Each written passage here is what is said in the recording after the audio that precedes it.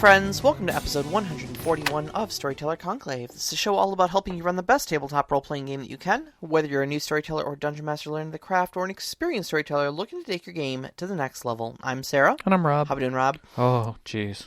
Yeah?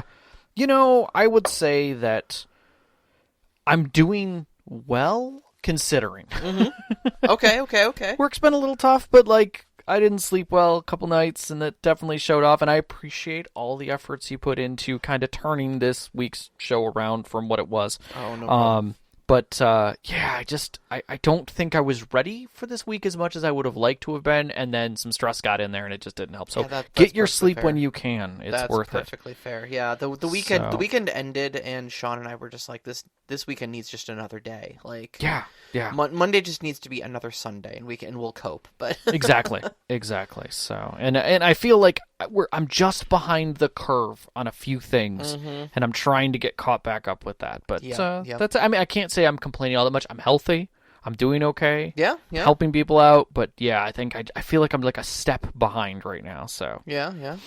But so kind of on a gaming front, we've a friend that we've been gaming with, who recently joined our Discord here, is revealed to us that he had never played the Division 2, and both you and I were like, "Oh my god, no! We have to go play it again." yes. So that's been fun, and because of the system spotlight we did, this is kind of my segue here. The system spotlight we did on Cyberpunk Cyberpunk Red. I picked up on Steam sale Cyberpunk 2077. Nice. And I've been playing through that for the first time and been having an absolute blast with it. And I think the only reason I bring it up is because I think I mentioned during the system spotlight that Cyberpunk and futuristic in general was just something that I had a tough time wrapping my brain around from a storyteller standpoint. I'm sure I could get into it as a player, but as far as inventing stories and being able to immerse other people in those stories, right? I don't know. I have a tough time conceptualizing what Cyberpunk looks like in action, and playing this game has really actually helped me a lot because I've got all these visual cues and all this dialogue to go off of and stuff like that. So, it's been nice from both a storyteller and a video gamer standpoint. Okay. I could see that. I've been kind of doing the opposite.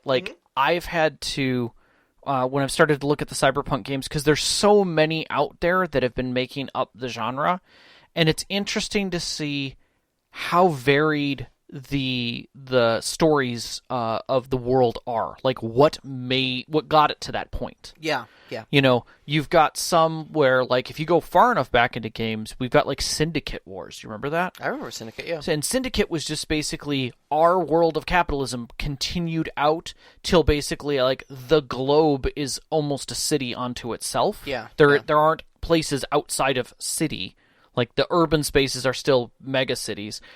But everything has a level of Yakuza going on, where corporations and mobs are almost blended. Yeah, and it was just a neat way of seeing what happened in the world. Not even cutting out the subsect of just how the cyber technology works, but how that blends the world all the way out to almost Numenera settings where we are now we're steps beyond advanced civilizations, and cyber technology was around all the time. People aren't born anymore into the world. That doesn't exist anymore. You are birthed, and based on defects or other things like that, or what your classification is, you may come out with biotechnology and cyber technology that's required.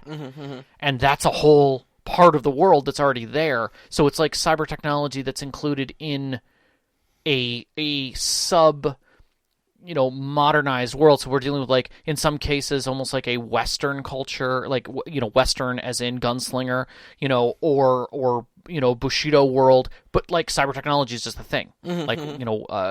It's just part of what's already there. It's not even a thing. There's no twist to it. Right.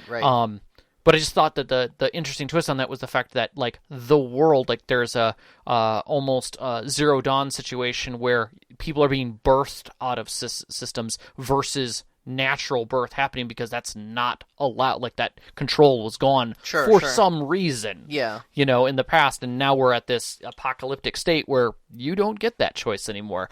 Population is controlled. It's like, oh, that's an interesting take on it. But all of that is within this breadth of cyberpunk, and it's neat to see all the designs that people have gone to try and not be the same as everyone else. Yep. You know? Yep. Sean, of course, has been continuing to work on his own game, getting that set up and stuff like that. And he recently discovered the Interface Zero 3.0 rules for Savage Worlds. Oh, okay. And that's their cyberpunk setting, or one of them, anyways. I think there's another one. Sprawl Runners. Okay. I want to say is another one, but I don't know if Sprawl Runners is updated for Savage Worlds Adventure Edition.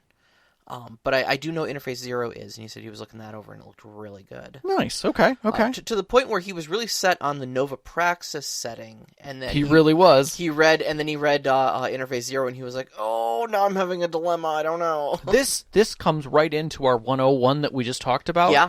But we didn't discuss I have this great idea, and while working through that great idea, a new great idea came out. You know. Well, this one's more actually geared towards what our next 101 is going to be, and that's turning it into a concept and picking the game system for it.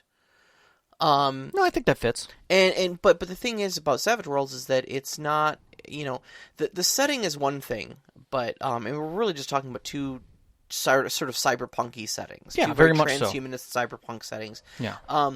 But he's got some different rules in each set, and the great thing about Savage Worlds is that you can really kind of grab and mix and match from your different rule sets. Because it's a generic setting, So, anyway, enough about cyberpunk miscellanea. True. And let's take it back. let's take it back. So I mentioned earlier System Spotlight. We are doing another System Spotlight. It's the second Wednesday of the month. So today, if you listened to the end of last episode, you are expecting Fate. We are not doing Fate. Not doing Fate. We had a little bit of an oopsie last time. This is, I guess, what happens when you do 141 episodes of a show. Tis true. You forget that episode 54, was it? It's 52 or 54, 52, 52 sounds right, actually. 52 sounds right. Was a System Spotlight on Fate. We'd already covered it.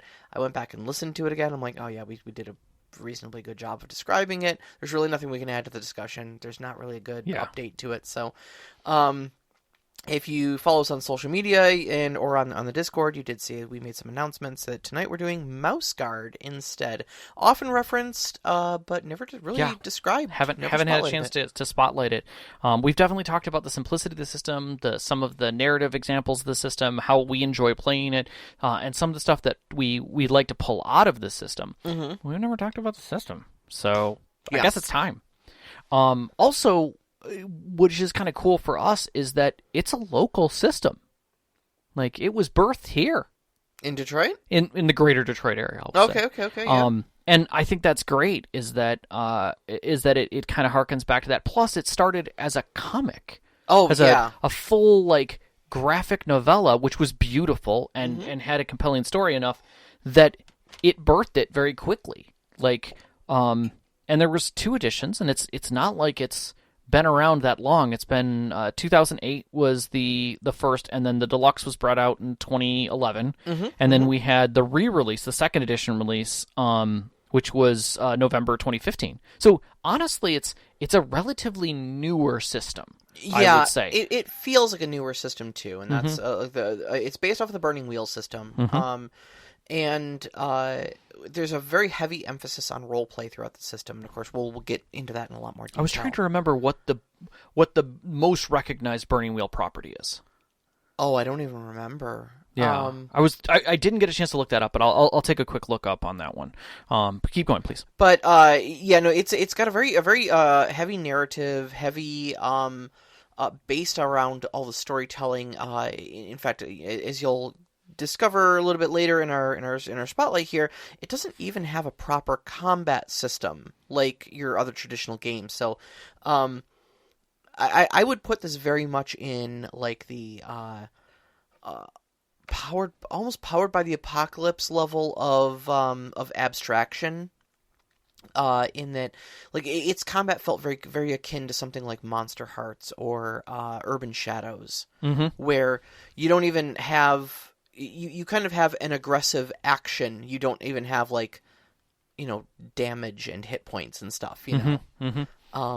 There's no miniatures, there's no grid, there's no tactical to it whatsoever, and it's all about the storytelling. Yeah, yeah.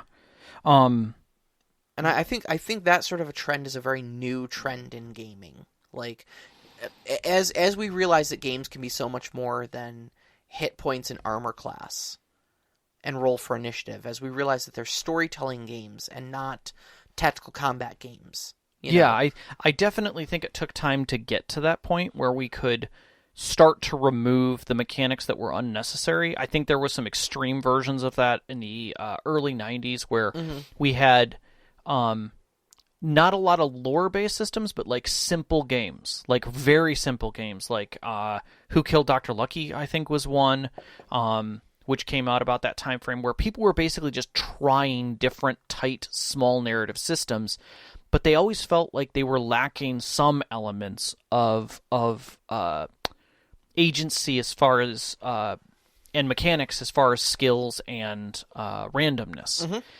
And one of the things that I really like about the Burning Wheel system is that it's exceptionally easy to learn and yet still is a mechanics system.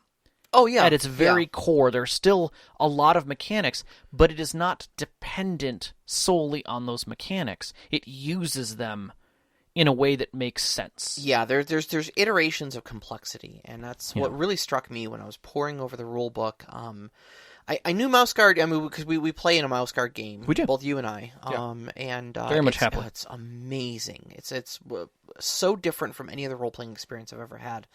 And so, but I don't know the mechanics well enough that I could write them from memory, So I picked up the rule book off of Drive-Thru RPG, and I'm poring over it and going like, okay, yes, I got to remember to mention this, and I got to remember to mention that, and just going over that book and just seeing all the complexity in there that they do off of such simple rules. Yeah, we picked it up in an afternoon, but I'm still learning little ways to tweak the, to use the rules and situations that'll come up that different rules would come across. So yeah, it is definitely I will flat out say the book is a non-traditional rule book. Very much. Like, I will say this: if you grab the Mouseguard book and expect it to be like a D&D book or a Palladium book or a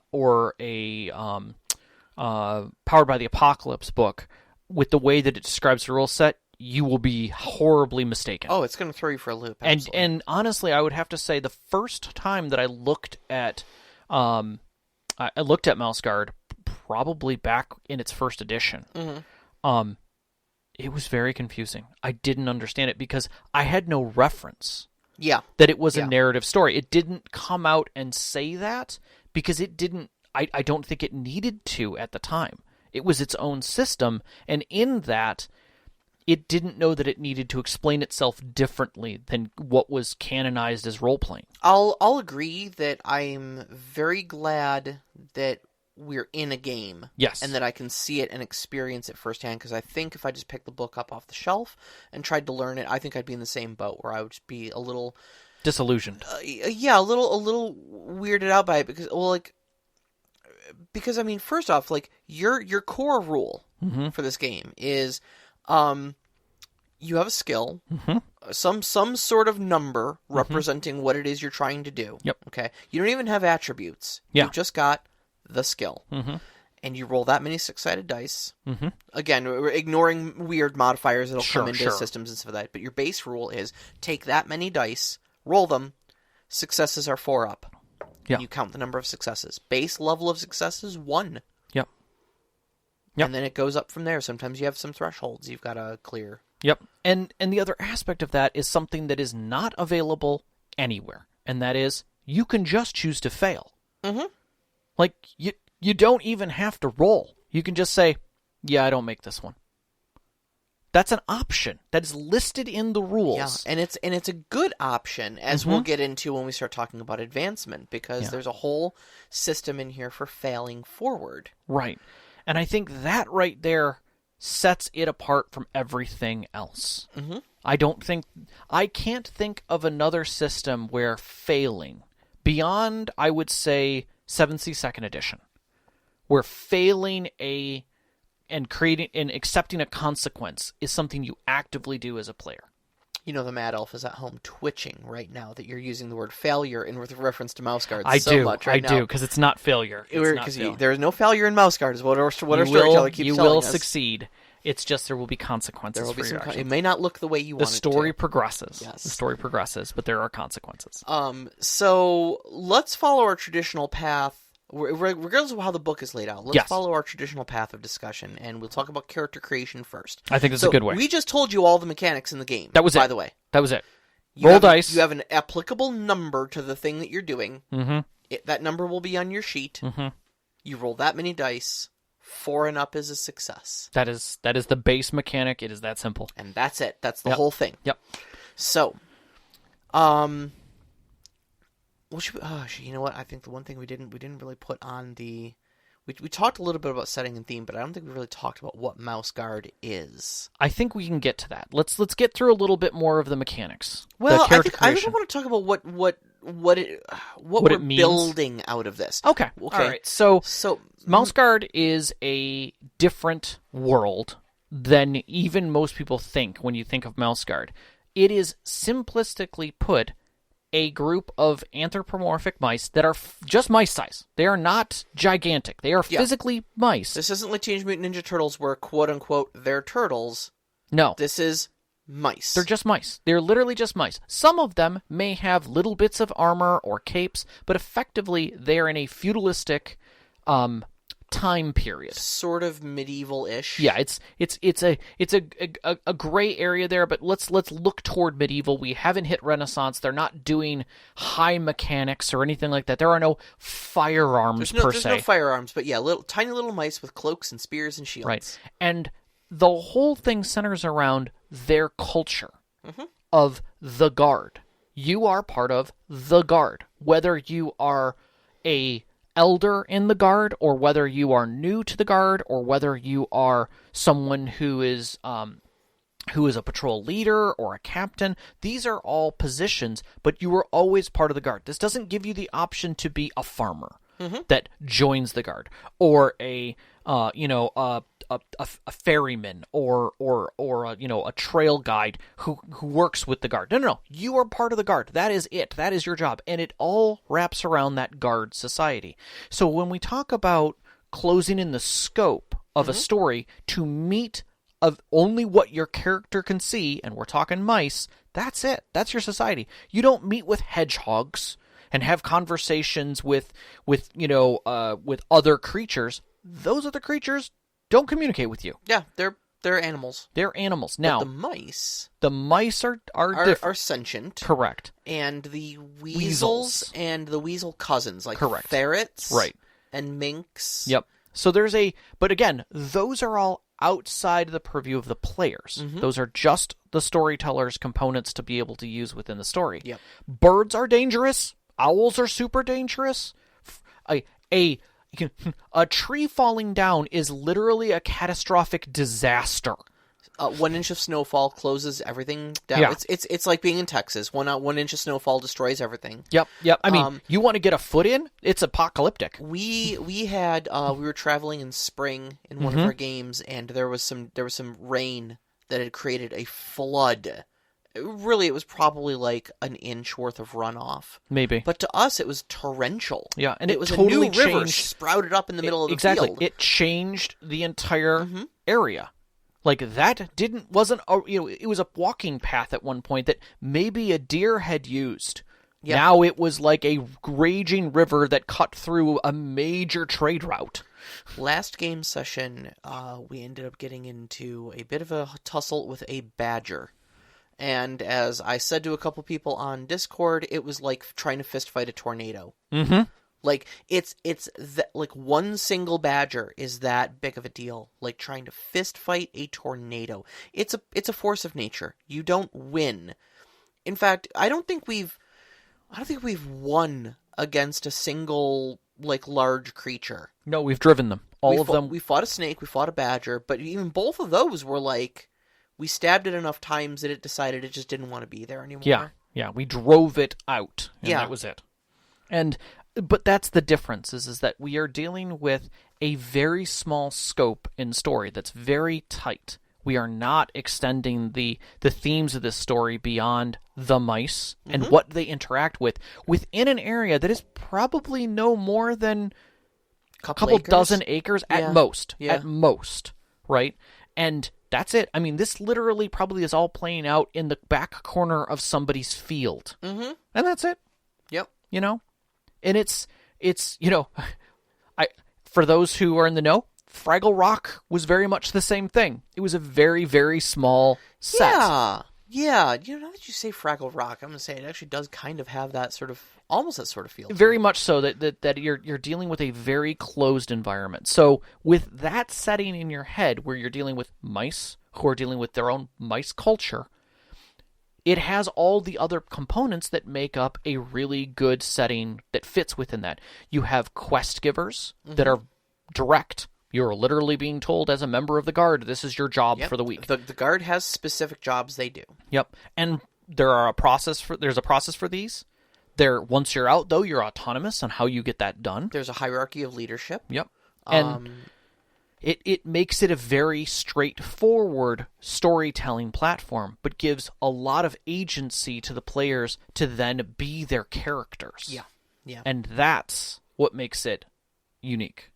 Yes. Is that it takes some of the best components that we've seen in other systems and literally distills them down to their rawest components and says, here is a basic world that achieves all of these things. Good luck. I know Knox in the Box earlier said something effective, like he couldn't play Mouseguard because he couldn't stand being in a game where he's a tiny adorable animal that gets injured. Oh, jeez. And it's like, I understand the sentiment, but I think it feels far different when you have a spear in your hand and you can stab the weasels trying to eat you. It changes your perspective quickly. It does, yeah. It really does. But it also gives you, you still have that hope and wonder. Yeah. And I love that. I love that about being able to play into it. And that's, I think, one of the big things that I really liked about it. But I think we'll talk about that a little bit later when we talk about conflicts. Yeah. Because the conflict rules, I think, are what really sets a good tone for what this game is and wants to be. And wants to be a narrative piece, yeah. First, though, character creation. We'll talk about character creation. By all means.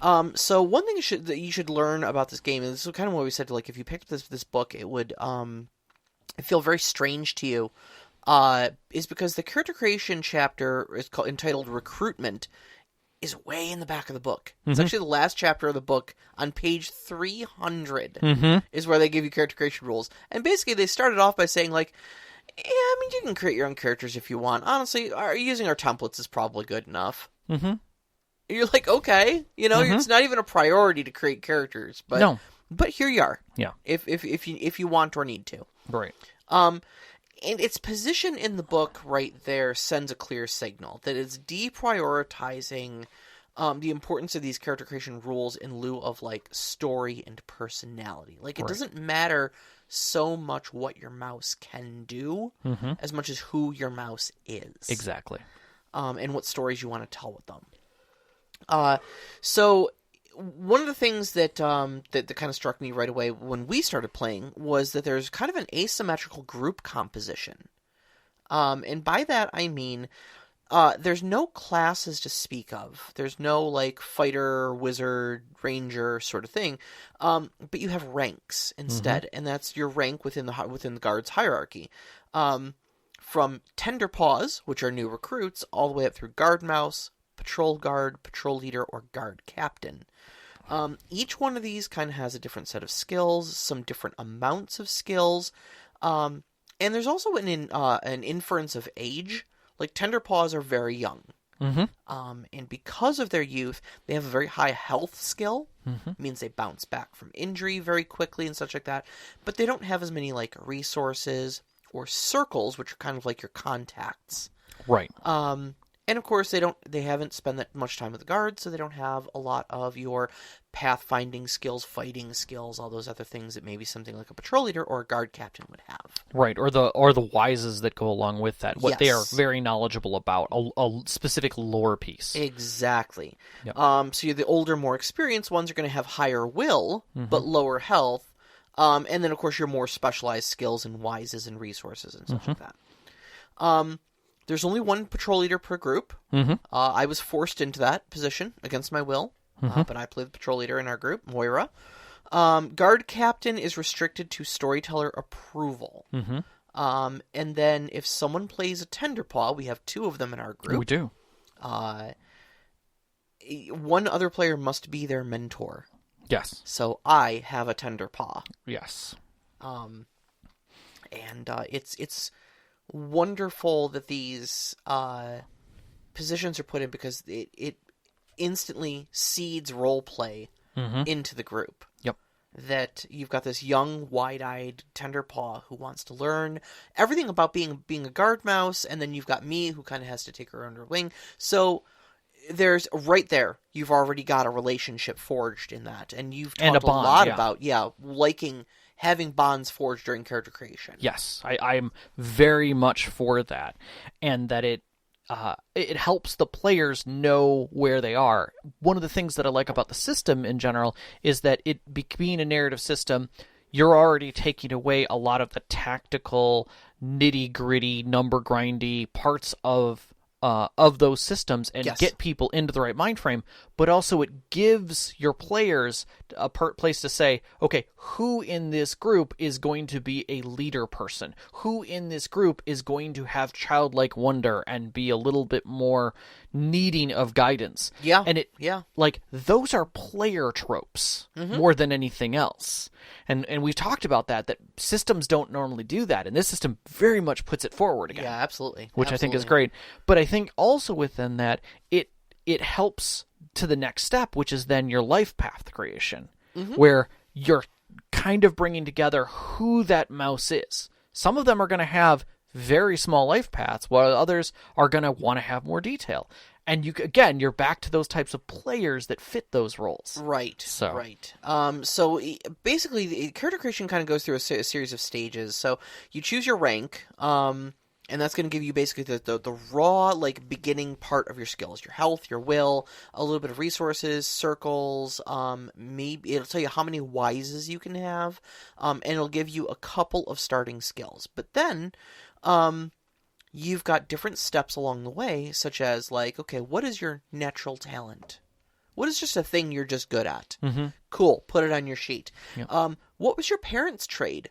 Because you're going to naturally absorb something from growing up and living with your parents who were woodworkers. Yeah. Where do they live? You grew up in a woodworking household. Congratulations, you have +1 to your woodworking. Like, you just pick that up. An apprenticeship. Before you became a guard mouse, who were you? What did you do?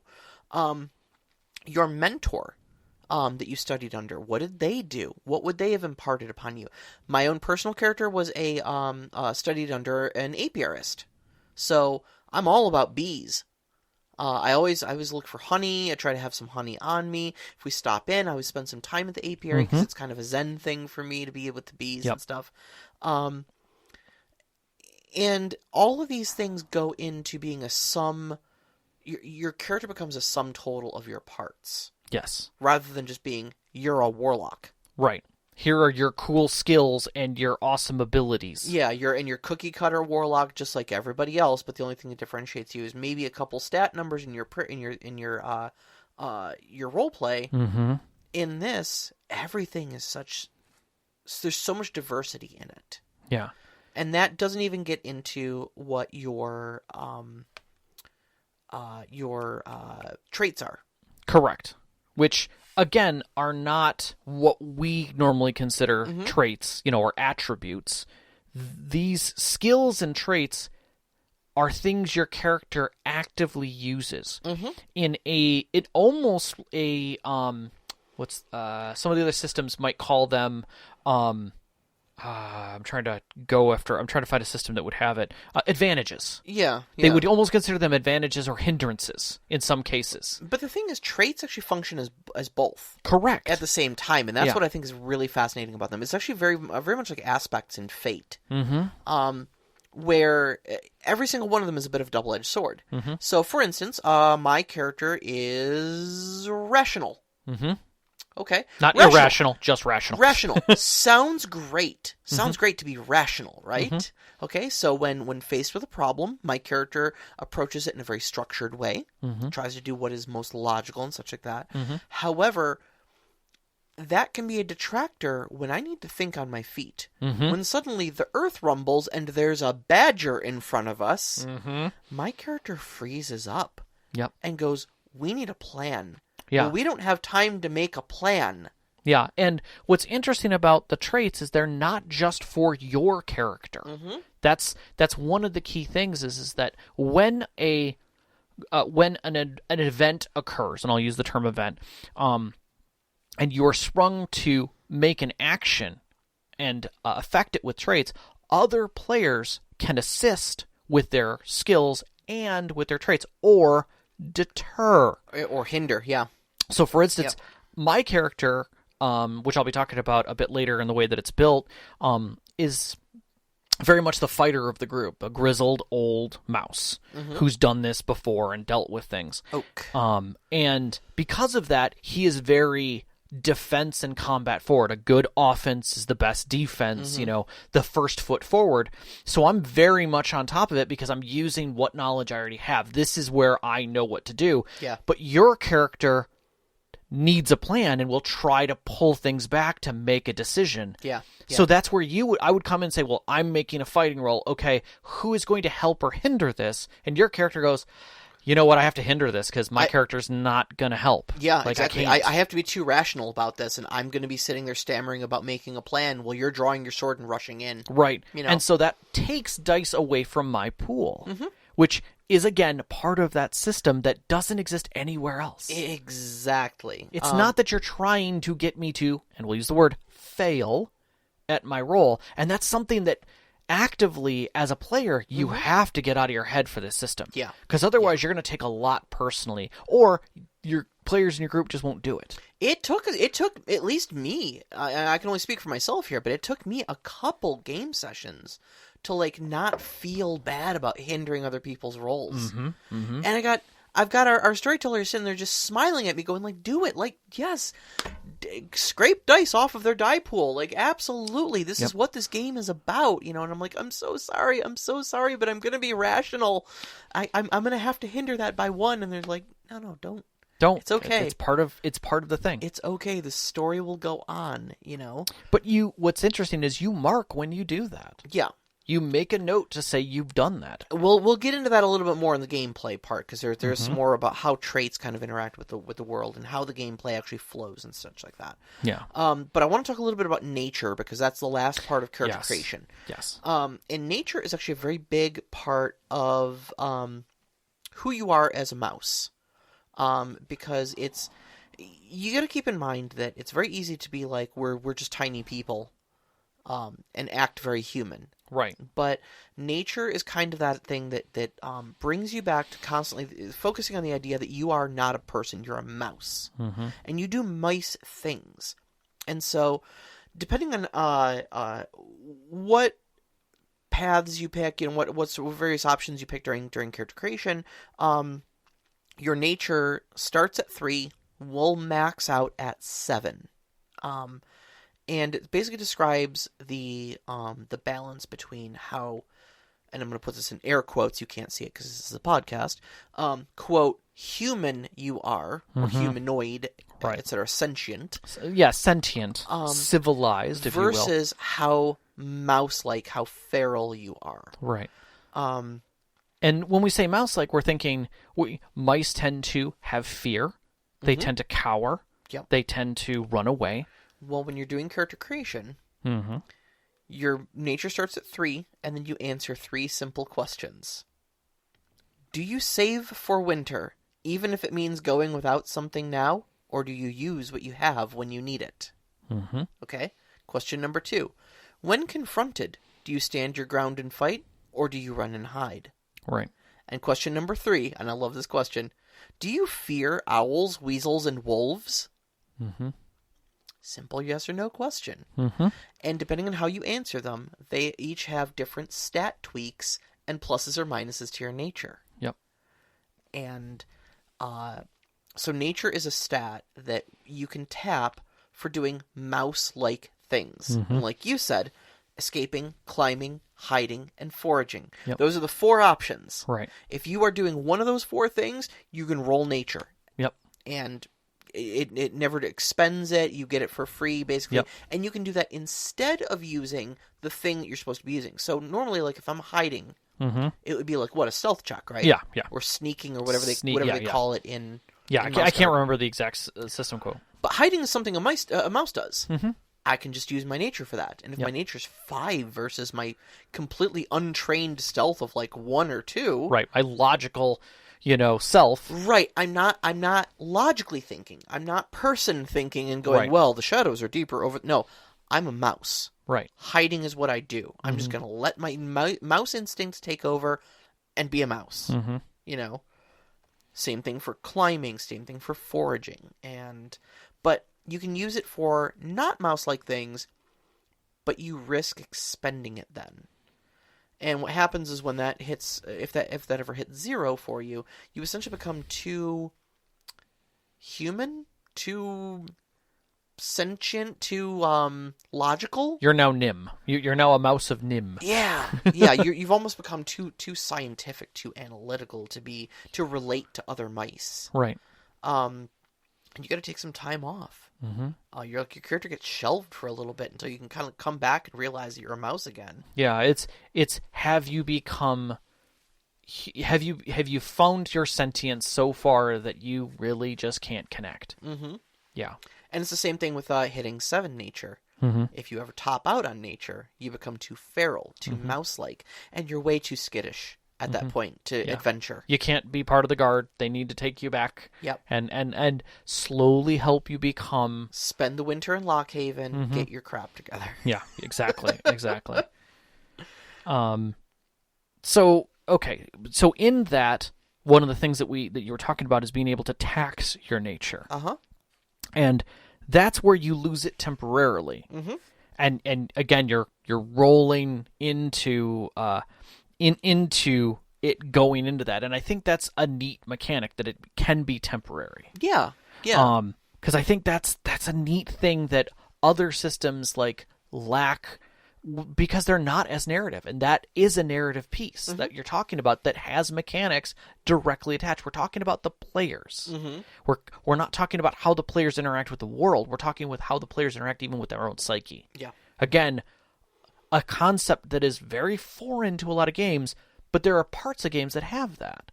Stress, trauma, things like that we find really neat in other systems because they're about the character. Yep. And I think that's cool. Yeah, absolutely. I was a big fan of the nature system. Yeah.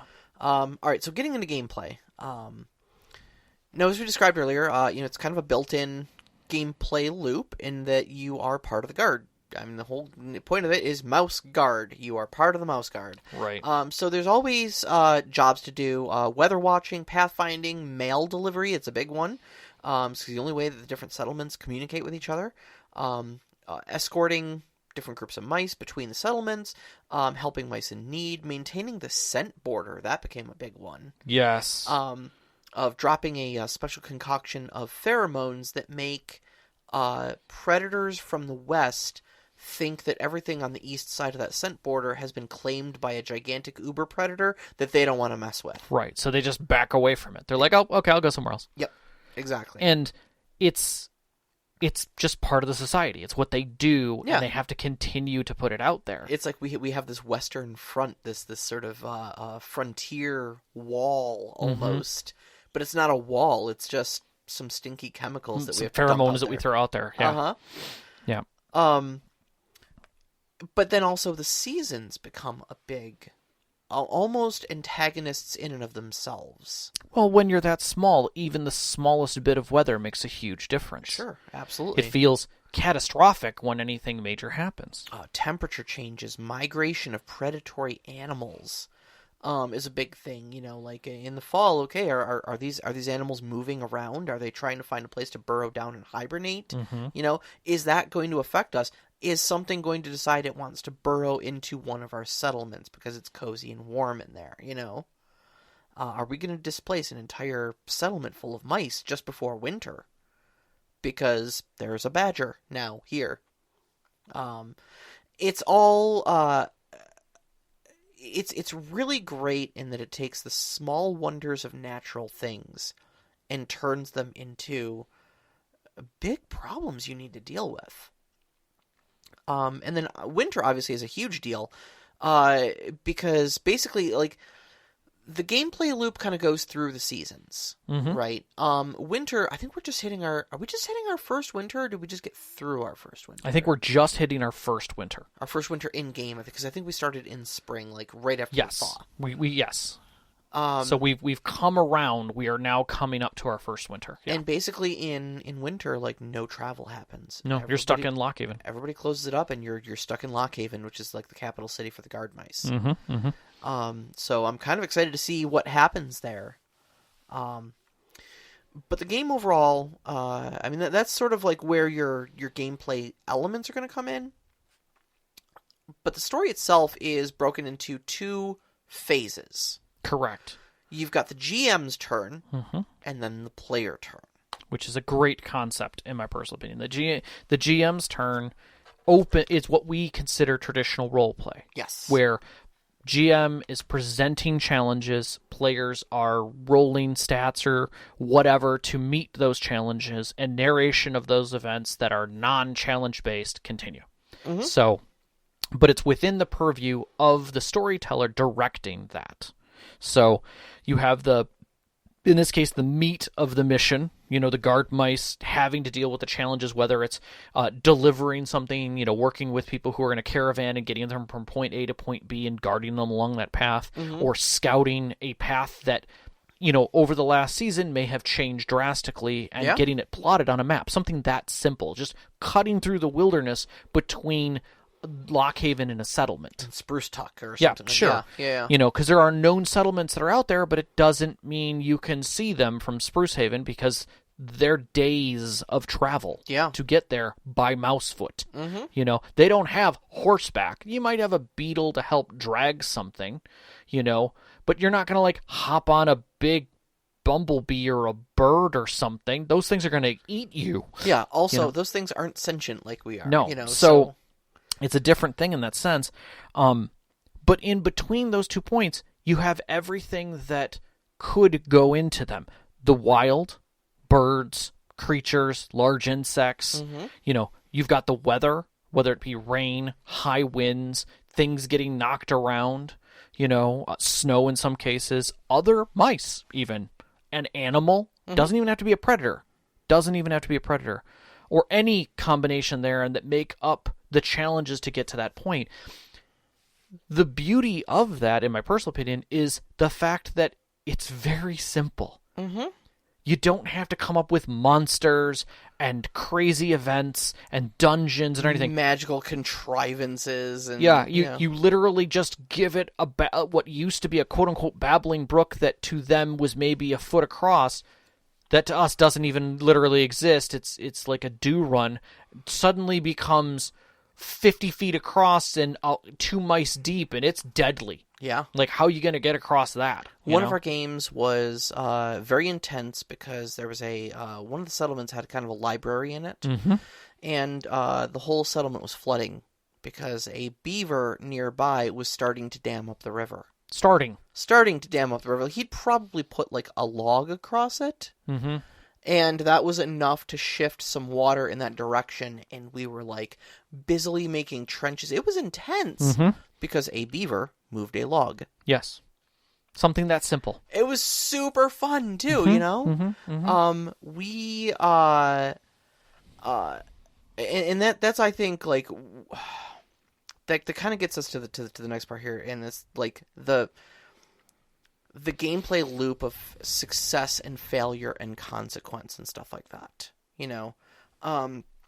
How all this intensity is kind of created is because failing a test doesn't necessarily mean failure, in the traditional sense of like, oh, you screwed up, now the whole place is flooded, or you screwed up and someone dies. Like, that's not how things happen. But you might succeed with a condition. Like for instance, our group was trying to fix the Western Scent border through some machinations. The people who were supposed to be doing it got killed, and we found the chemicals, and basically we had to get it done before winter set in. So our group was basically like, look, we don't have time to ask the professionals. Let's just try to do it ourselves. And I messed up that roll something awful. Yeah. Now, do I die? No. Does the scent border not get made? No. I mean, I'm still dumping chemicals on the ground. It's not that difficult, but I got the stuff all over me because I didn't understand proper chemical handling, essentially. Yeah. And ended up with the sick condition for like 3 game sessions. Yeah, because you also kept failing recovery. I kept failing recovery rolls, too, yeah. And once you fail that recovery roll, like, you need medical facilities. And there were none out on the frontier where we were. So it's like, but that was my consequence. Like, we still got the scent border done. Yeah. Like, if we would have failed more with the beaver, and we failed a couple times there, but it just created complications for us. It just created an extra obstacle we needed to get past, an extra twist in the story. It didn't end up getting anybody killed. There was no catastrophic death or anything like that. And I think because of that sort of storytelling style, because of that sort of gameplay, you don't worry about failure so much. Yeah, especially when the mechanics literally say, to advance this, you must fail. You must fail. Exactly. You must fail and succeed. You don't have that sense of immediate doom. Right. And I think the other aspect in regards to that, in many ways, is that, and I I'm going to rephrase. I'm going to roll back a little bit. So when we play, and we're using these mechanics during this DM's term, in all honesty, I would say maybe each player does a total of 5 rolls during the DM turn, and that's on a busy game. That's on a very busy game. Yeah, I'd say that's probably accurate. That's 5 rolls, 5 checks. That's it. Mm-hmm. Think of how many checks you have for any other game system during an average game session. Yeah. And yet, it's incredibly fun. It really is. And still really feels intense. And I think what I love, too, is those about, like, every single roll feels like a negotiation. Of like, okay, well, I'm going to pathfind. All right, well, I'm going to assist, and I'm going to hinder, and I'm going to also assist. Well, I'm also going to hinder, and there's input from one person's rolling the dice, but there's input from everybody in the group, and so the whole table's involved, and it's lovely. And that kind of brings us to earning checks. That's what we were talking about earlier, is using your traits in ways that hinder other players. It's very much like hindrances in Swayed or Savage Worlds. Hubris and 7th Hubris and 7th Sea, compelled aspects in Fate. You get something for inconveniencing the play at the table. Right.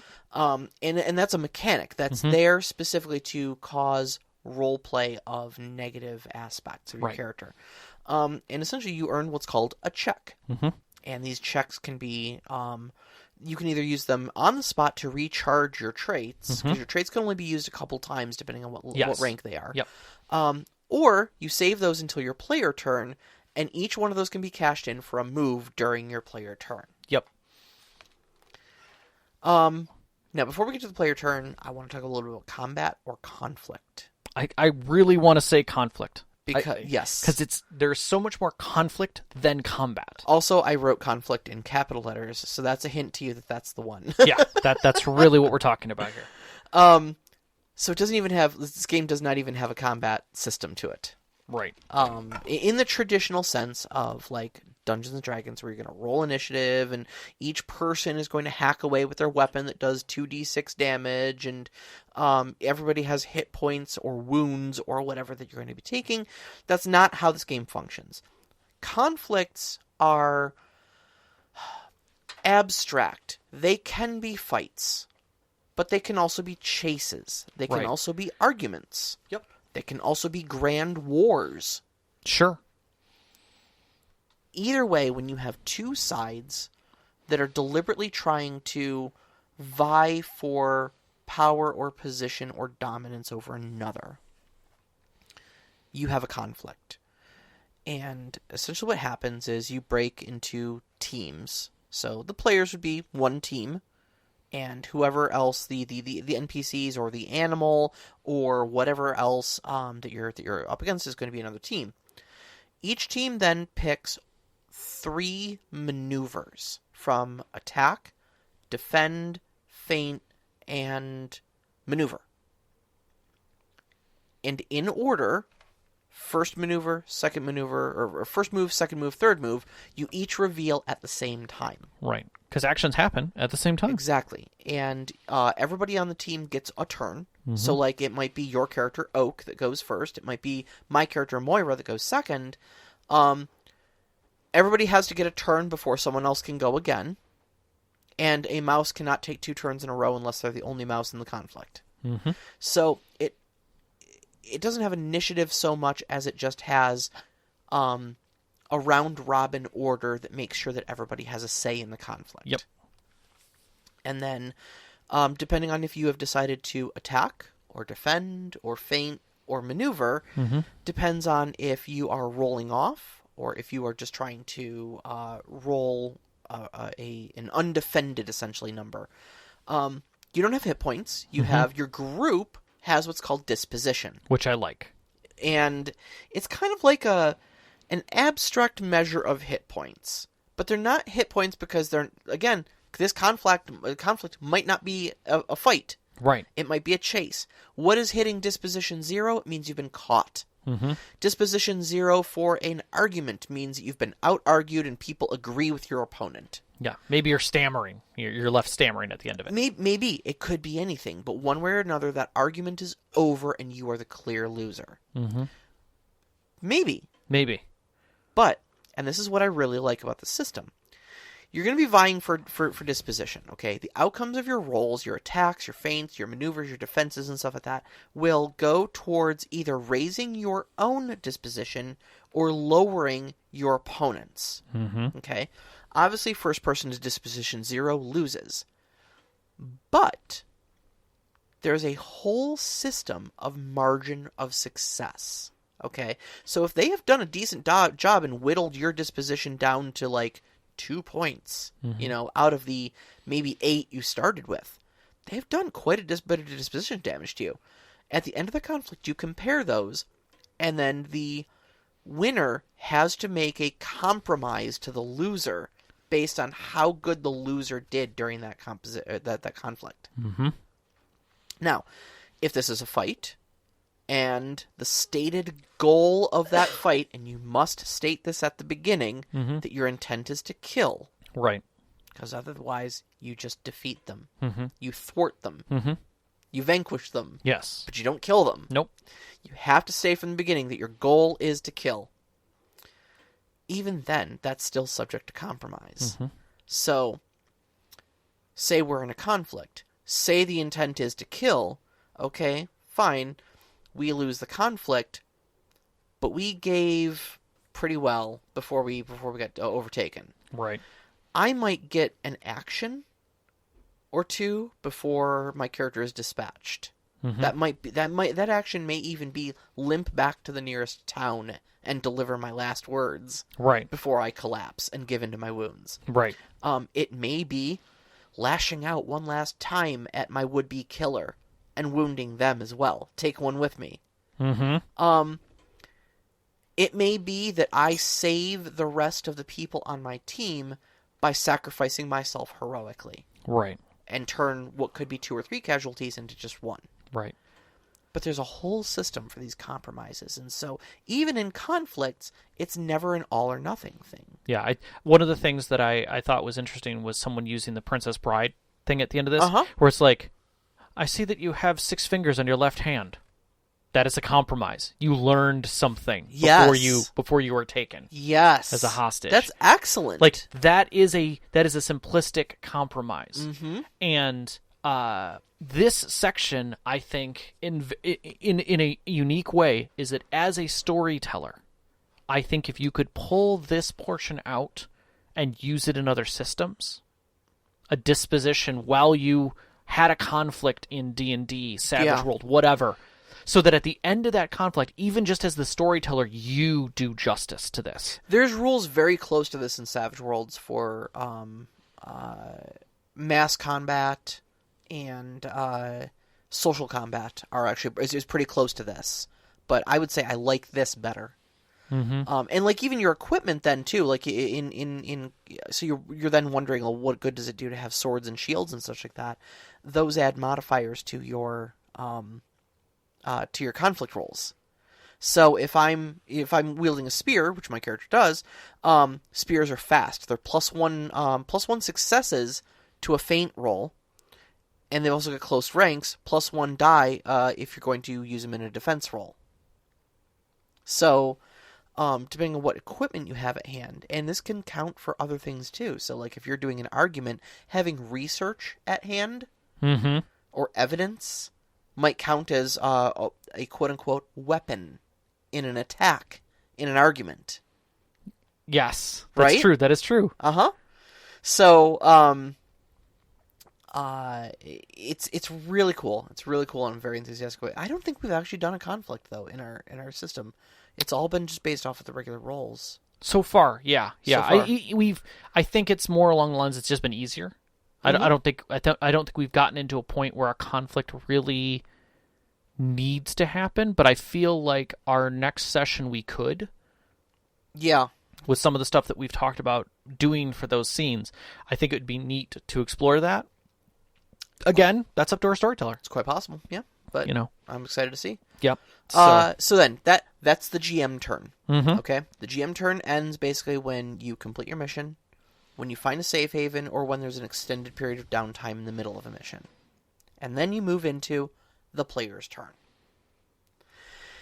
The player's turn is a sort of downtime turn, is probably the easiest way to describe it. It's basically where the players get to pursue their own goals. They get to recover from any conditions that they've picked up along the way, resolve any sort of personal conflicts or agendas or whatnot that's going on. And this is where you're going to spend those checks that you've earned along the way by using your traits in hindering senses. Everybody gets one free check at the beginning, and then kind of you just go around the table. Again, it's like, no mouse may move twice in a row, and no mouse may... everybody takes their check before any other mouse takes a second check. Right. And you can do things like restock and rearm, recover from your negative effects, like I said. I had that whole list that the other day where it came through. So, there's a lot of things you can do. A lot of downtime stuff, I mean, I had a fight in my downtime. Yep, you walked straight up to your rival and just punched him, and we got our butts whooped by him and his crew. We totally did. It was great. Yeah, it's a bad scene because I have a villain basically. I have someone who is a bully and a jerk. He's kind of a Gaston character. You were feeling angry, or so you had the angry condition and I was because trying of some to failure we'd taken. Yep, and I was like, I am going to have a fight to get over this anger. Exactly. I want to start a fight. And I literally saw this guy, and I'm like, I am going to give him a piece of my mind. And so it turned out poorly for me, but at the same time, I got rid of the condition. For us, because as your patrol leader, I was like, you know what? No, I got to back up my guy. I gotta back your play here. And I'm not really generally the brawling sort, but I'm not going to let you do this alone. So I punched someone too, and then we lost horribly. Yeah. And we came out of it with a bunch of bumps and bruises, and still just absolutely pissed off. But at the same time, gained a lot of narrative. Yeah. I knew you would stand with me. It's a great regard, narrative scene. And it's those kinds of things that, like, you brought a gift for someone. Oh yeah, so we were heading back to Lockhaven, which is obviously the guard central basically. And they have a big apiary there, so I had bought a little wood box that had some like bees carved into it and little honeycomb patterns and stuff like that. And it was really cute. And I was pretty sick at this point from the chemicals and whatnot, and it took us getting all the way back to Lockhaven before I actually got the professional care I needed to recover. And Sable is the name of my rival, who's another apiarist. And we always butted heads when we were tending bees together. And Sable's just a know-it-all, basically, and likes to essentially make me feel incompetent in comparison to them. Yeah. And Sable walked up to me, and I was like, I swear to God, I don't even want to hear it from you. And I opened my mouth to basically just read them the riot act, and they went, "You look like crap. Are you okay? Let's get you some help."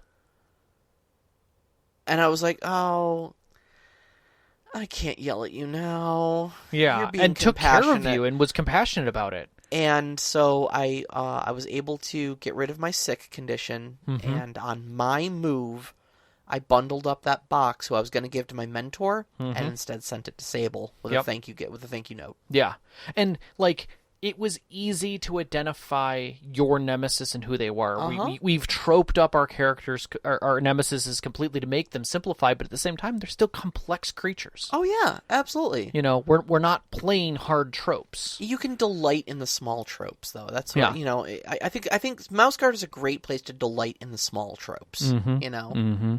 Just the simple comfort of playing a hard-headed sword wielder, and that's it. That's as complex as your character needs to be, because the problems you're dealing with aren't complex.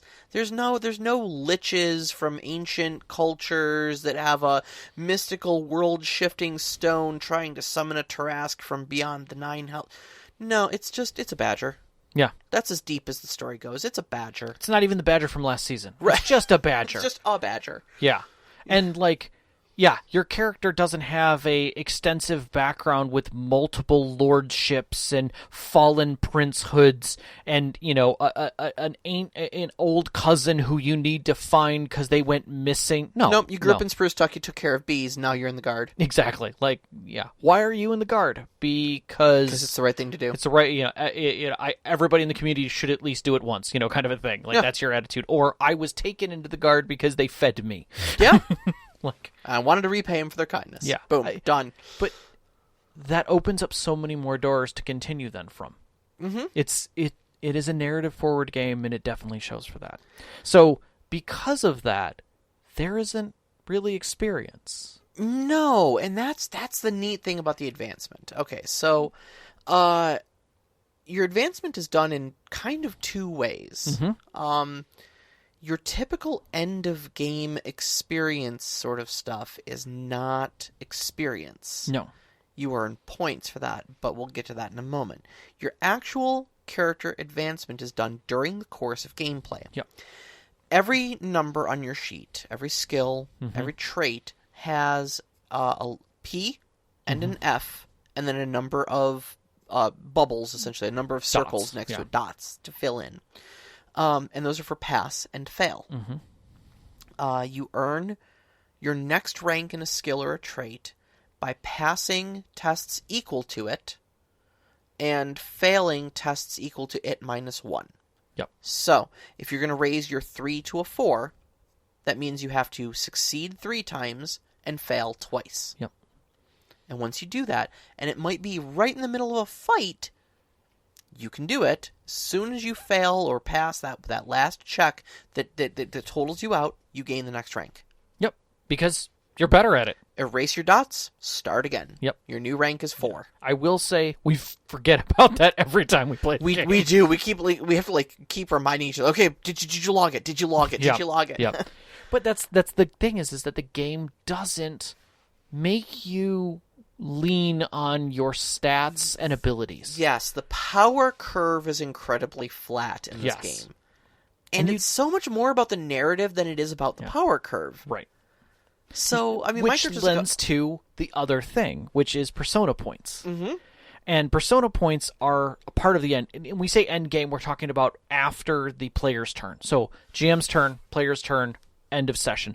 Right. I've heard of people who do GM's turn, player's turn, player maybe twice or three times in a full session, and then they do an end. If you're playing for a long time, it's typically like 1 or 2 hours for GM, 1 or 2 hours for player. Right, and some people like doing the loop like that because they're like our old, when we were young and we would play for 8 hours straight, and grind into like a whole weekend. I could understand that. Mm-hmm. But at the same time, there's nothing wrong with just doing 1 and 1 and then calling it. But there are positions that the players pick: an MVP, mm-hmm. a workhorse, an embodiment. Yes. And these grant the players who, when the players as a group vote for this, they pick the MVP, of which there can be only one. You have the workhorse, which I think can be more than one person, but not everyone. Yes. And the embodiment is, again, more than one person, but not everyone. Yes. They get persona points, and persona points can be spent during play to do things. Mm-hmm. And that they kind of act as like inspiration dice or kind of like drama dice, where they affect your rolls. Yes. They're, I would say, probably a little closer to Benny's. Whereas fate points end up a little bit more like maybe like drama die, because they've got a little more oomph to them. So there's fate points and persona points. You not only have these questions of like who's the MVP, who's the workhorse, who embodied their character the best, etc., but you also have things like, did you act on your belief? That's a fate point. Did you work towards your goal but not accomplish it? That's a fate point. Did you accomplish it? That's a persona point instead of a fate point.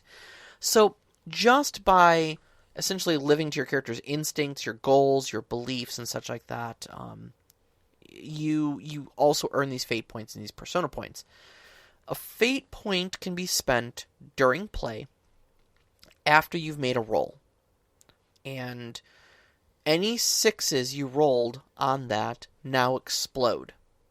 In the sense that, if you're not familiar with the term of exploding, if you rolled a 6 on any die, you get to pick that die back up and roll it again. And if that's a 6, you roll it again. Mm-hmm. And if that's a 6, you roll it again. And so you can, conceivably, with like 4 6-sided dice, roll 8 successes. Mm-hmm.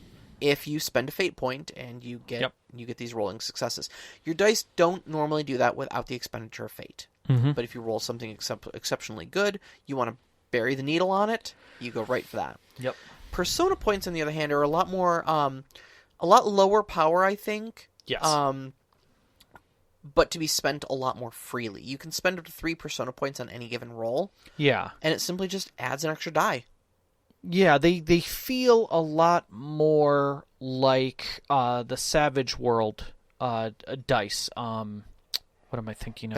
Benny's. It feels very much more like Benny's, where they are meant to be kind of available. Mm-hmm. Not necessarily given out during play, per se, but used in that kind of feeling where you should use these to change gameplay. Yeah, persona points really feel like the candy jar at your at your mom's house, where it's like you don't just grab one little candy, you grab a handful of M&Ms out of it, Yeah, and then the other is that you can always tap your nature.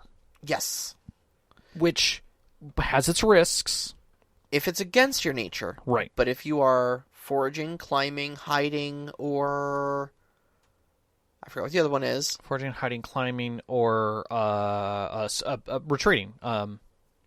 Fleeing. Fleeing, I think, is inclusive of that. Yes, then it never costs you your nature.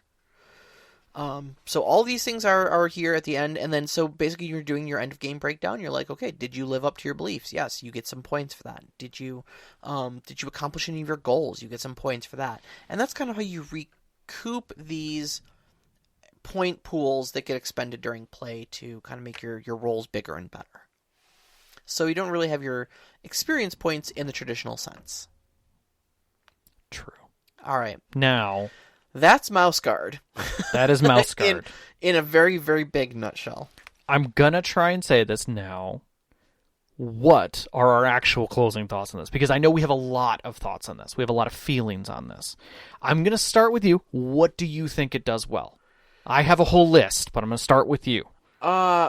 Okay, so for me, the thing that Mouseguard does best is the heavy focus on narrative and all of the game rules, rather than just being vague, it's got very distinct and complex rules that lean into the narrative gameplay and enhance it in a very wonderful way that makes it feel like you're immersed in the world, you're immersed in the story, without ever having to worry about numbers and power curves and is this round of mine the most efficient way I can use my, It's there's no min-maxing in it. It's hard. You almost can't min-max in it.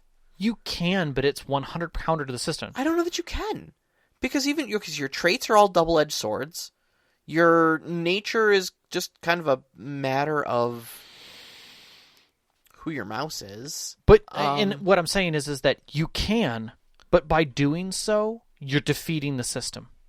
You will never achieve the min-max goal because being just a success all the time doesn't give you what you need. But well, okay, yeah, no, there's that because you need to fail to advance. Right. So always building a character that always succeeds is actually countercurrent to Correct. building a character that can experience the world and the gameplay. But also because of the nature of the gameplay, unlike something like Dungeons and Dragons, which is very heavily combat based, so you build a combat character to do combat things. And you can measure their efficiency numerically. Correct. You can't do that in Mouseguard. There's no DPS maxing. Exactly. You can't min-max a character because what are you min-maxing them towards? Right. Well, and again, you can lean a character in a direction, but absolutely. it automatically puts it to a narrative. My character is a fighter character. Right. Mine's an expert pathfinder. But I'm crappy at everything else that means. Exactly. I suck at combat, but then there's you. But then, you're like, okay, we got to get through the wilderness, and you're like, oh, I don't know how to read a map.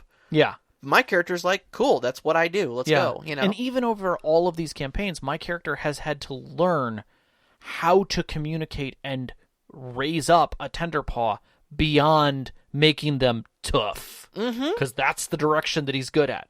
I can make things tough. Yeah. Meanwhile, you've had to learn how to make logical decisions quickly and teach that. Yeah. Yeah. And also take leadership. And understand leadership. And it pushes that narrative edge. A lot about knowing your strengths and weaknesses as well, and that's one of the reasons why I love Moira's and Oak's relationship, because I know when that badger just busts up out of the ground and I'm going, oh crap, I don't have a plan for this. I don't have a plan for this. I don't have a plan for this. My next thought is, Oak's got this. Exactly. Oak is the dude who just draws his sword and charges. I can let him handle this for a second until I can formulate a plan, and then we're absolutely executing it. But for right now, you're going to get my job done for me. And like the badger situation, it happened so quickly that there was little time to do anything else, but my character is all about handling predators. Was it first foot in, first mouse forward? First mouse forward is your instinct. That is my instinct, which again comes back to those things, is that if you work on your instinct, it's helping you role play. Yeah. It's reminding you what your character's first reaction to a situation is. Yeah. Even though my character's a fighter character, I am still going to be the first mouse forward in any conflicting situation. I'm going to be right there helping, trying to be in that instance. Yep. Even if I'm not doing the right thing. Yep. But at least you moved. I moved, and being proactive is being best. Yes. So that's my answer. That's what I think Mouseguard does well is support a very heavily narrative style gameplay with no conceivable way to min-max it. Yeah. I think Mouseguard does one thing better than anything else. Okay. It breaks the paradigm better than any other system does. It is a complete system. You could technically, you could grab Mouseguard as a system and play in another world. You could, very easily. Sure. And by doing so, you would break your concept of how you play in that world. You're no longer doing D&D. I would love for one whole season of Critical Role to go to Mouseguard, just to watch the community lose their damn mind, because it's the same amazing stories with incredibly different roles. Yeah. They would roll maybe 5 times. Yeah. But the stories would be incredible. Yeah. The Absolutely. conflicts would be unbelievable, and the characters would advance, and you would see just as much enjoyment and stress without this overlay of the need to stop playing characters because they're too powerful and it takes too long to go through all of their crap. Yes. And every system is subject to that in some way, and Where your power curve gets too tilted. Yeah. and doesn't handle it well, whereas this system completely destroys that paradigm. Yeah. And makes it a complete system. It's not just a setting system. And for that, I compliment Burning Wheel 100% and the way this goes. Yeah, That is what absolutely. it does well. If you want to break your brain of combat twinks and dealing with that without going to a system that is 100% narrative, you still want conflict, you still want roles, you want your players to feel like that, do it. Jump into Mouseguard. It's not going to be easy. Your players are going to stumble trying to get their footing on the system if they played D&D for any period of time. Yeah. We stumbled. We're veterans at this, and it took us a while to acclimate to just the idea that you can hinder other people, and what do you mean I don't have hit points? There's no initiative, there's no failure, there's none of the typical stuff that we're used to. It's just, let's sit around and tell a story about mice, you know? That's so good. So good. All right. What do you think it does not do well? So, I think the first thing that it doesn't do service to, I can't really say it doesn't do it well because it does it so differently. But I would say it does not handle getting someone into the system well. Mm-hmm. I think it lacks a certain sense of understanding of the system when you read it. It is written differently, but I think it's almost written in a foreign language in the way that it's laid out. And that is where I think it does a disservice. You really, because, and again, I'm talking about a disservice to someone who has been part of traditional roleplay. Mm-hmm. Traditional in the sense of what we've built within the community, within role-playing at large. We've been in it for a long enough time. We've moved through multiple systems where now we can look at a system like this and go, okay, I see what they're trying to do here. Also, we now have places where we can go to witness things. Mm-hmm. I can watch a gameplay and go, oh, that's what's going on here. Years ago, we couldn't do that. At the time that this was written, just looking at the book, it was a daunting, hard shift. Yeah. And the way that it was written did not help in any way. Today's standards, I think that's changed a little bit.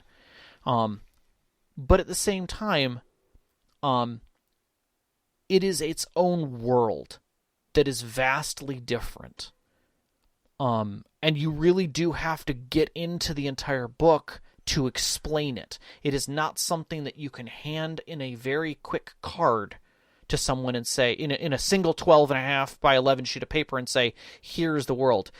We talk about, in 101, trying to present your idea to your players of what the world looks like and what the setting is. And although it's simplistic, the system is embedded into the world. Mm-hmm. And you've kind of got to have an understanding of the whole mechanics of the world to understand who your character is within it. And I think in that sense, it doesn't do a very good job without really getting into the book. Like, we needed pages of the book as players to get a good understanding. Yeah, no. I see where you're going. And I'm not saying it's a horrible thing. No. Here's. I mean, I think I'm going to agree with you, but I'm going to say that whereas if your feelings on it are a 10, mine are around a 6 on this. Yeah. In that I see where you're going, but I don't think that it's as big of an issue as you're making it sound. Maybe keep in mind. What I normally have a problem with a system, it's like, okay, this problem on the scale, it's like a 7, right? I'm putting this at like a 3, right? But I'm right. communicating it like it's a 7. Like, gotcha. I'm explaining the issue, but really isn't that big of an issue. But if you want a problem, there's your problem. You're a 3. I'm at about a 1.5. Yeah. On this one. Like, did the steak and potato taste bad? Do you need me to give you a reason why I wouldn't have liked it? I mean, I cleaned my plate, but if you're looking for feedback, exactly.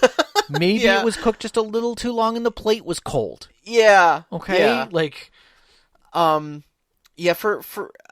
I found it easy to get into because there isn't. I don't want to say there isn't a lot of depth to the story because there is, but no, I think it's very simple to be like, you are the Mouseguard. You're going to deliver mail to the next settlement over. You have to go through wilderness to do that. There are birds. Yeah. Some of those birds eat mice. Yeah, the complexities of the story are simplistic. And go. Mm-hmm. I found that very easy to slip into. Mm-hmm. And, after a couple games, there was obviously some awkwardness where I thought I made some certain assumptions about how militaristic that the Mouseguard were. I didn't read any of the comics beforehand, but honestly, I think if you've read a couple of the comics, that's usually where your gateway into this is going to be. Mm-hmm. Yeah. You're not going to just pick up Mouseguard ex nihilo, and or take a look even there's images all over the net of Mouseguard. Exactly. So I think if you read even one of the comics, that'll give you enough of a background to be able to get into the role-playing game and play in a way that feels conducive to the setting. I think the one thing that you do put on here that is exceptionally hard is that if you're a person who likes physical copies of the book, I'm sorry. I wish you luck. It's going to be expensive. I looked it up on Amazon. First off, I went to the website because I never like buying through Amazon. I was like buying through the actual provider. They only have an Amazon link. They say, buy our book on Amazon. Okay, cool. Clickety. $60 for paperback, $125 for hardcover. Lord have mercy. Why? Because it's not something people buy anymore. They do digital. And luckily Drive-Thru is very good about this. It's $13. Drive-Thru RPG had it for $13. I think it's admirable that it's that price. I think that's a good price for this quality. Well worth the money, good quality PDF. Oh yeah, high quality PDF. Well done. So that's your distinction getting into this system. Okay. I think that's fine. Yeah. So. All right, we have one question. We're already way over time. We're way over. I think this was good. So anyways, Overwatch asks, Mouseguard has a whole set of unique mechanics and a very specific atmosphere stressing both player and character cooperation and really adding the environment as an antagonist. Mm-hmm. Are there any other genres or properties you think would be at home in Mouseguard framework? Something that could take advantage of Mouseguard's unique style or systems? Any other genres or properties would be home Mouseguard? One of the things that Mouseguard does really well, for me, just on the abstract, is making the environment feel hostile, like it is a thing that needs to be survived, but not aggressive or malevolent. Mm-hmm. Like it needs to be respected. Mm-hmm. And the more you know how to navigate it, and the more you have like a weather watcher or a pathfinder in your group, the more you can better navigate it, and the less hostile it becomes. Mm-hmm. I feel like if you were going to tell a story about, I'm going to say Icarus. I was just going to throw that. So anybody who plays the video game Icarus, it just came out. It's about space survival, essentially. Going to a foreign planet as a miner. Yes, you're dropped in a space pod and basically told, okay, now survive.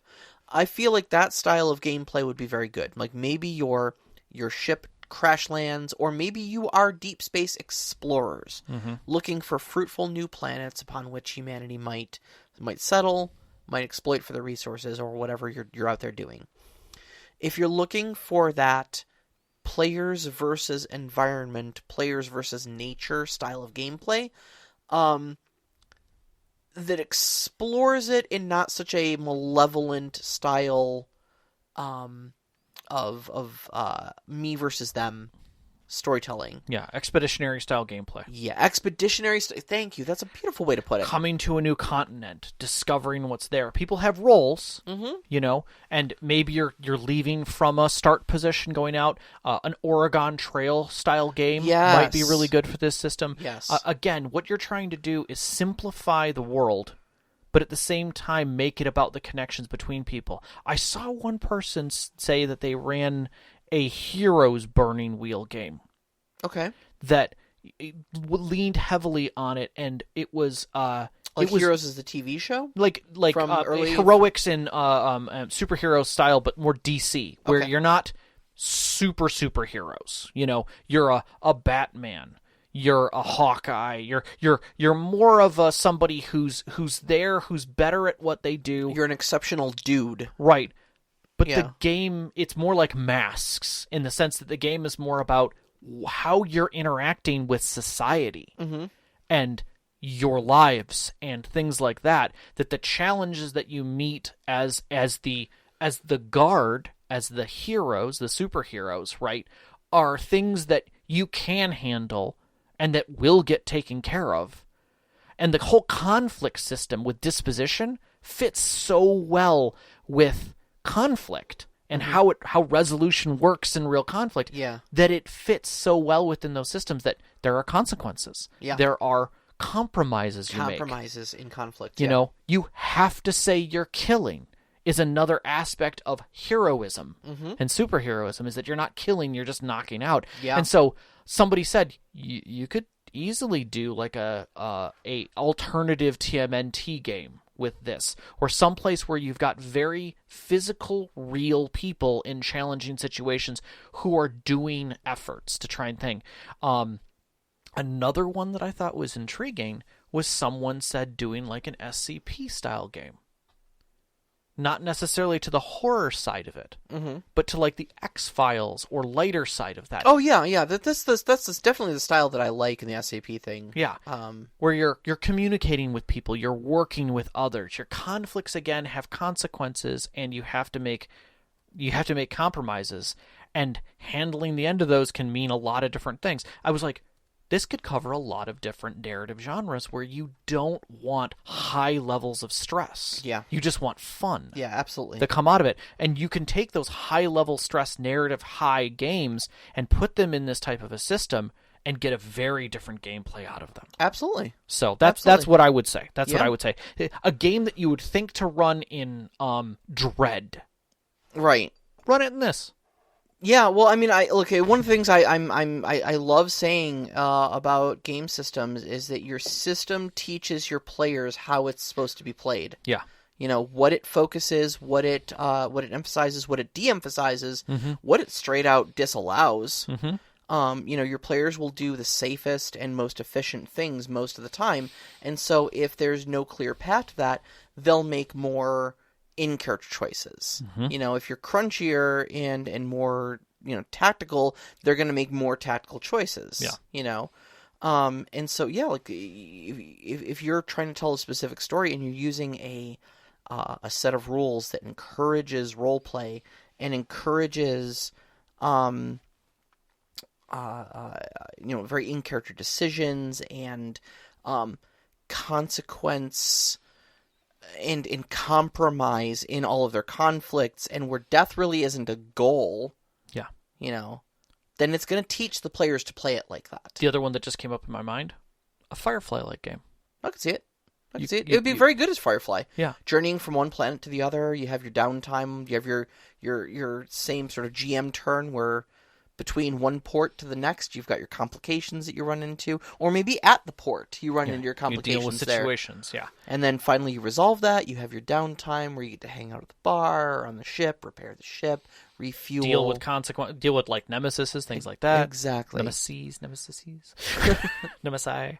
So yeah, I think that you could do a lot with this system. I really, really do. Yeah, absolutely. So it can teach quite a bit. So All right. Well, I think we've yammered on enough about this. We have. Let me give you a 30-second for music. Absolutely love and enjoy. So by all means, give it a check out. You will not be disappointed. And a big shout out and thank you to our particular storyteller, the Mad Elf, for introducing us to this game and allowing us to bring it back to you guys. So next week's topic is going to be care and feeding of your players. And this is all about making sure that your table is a fun and welcoming environment. It's that sort of thing that doesn't have anything to do with the game, but it is a very important part of your gaming environment.